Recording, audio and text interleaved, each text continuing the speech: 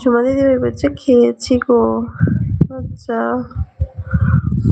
শোনাচ্ছে। ঝুমা দিদি বলছে কিন্তু মেডিসিন গুলো গিলতে পারছি না। সত্যি তাই?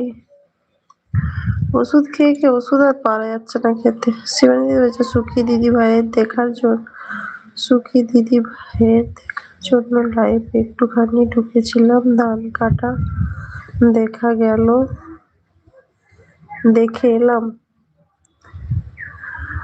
গৌরী আছে, সোনা আছে। ঝুমা দিদি বলছে একটা মেডিসিন কিনতে গিয়ে আমার এক বোতল জল খাওয়া শেষ হয়ে গেল। মেডিসিনের ছোট পেট ফুলের ঢাক হয়ে গেছে, তবু মেডিসিনটা খেতে পারছো না।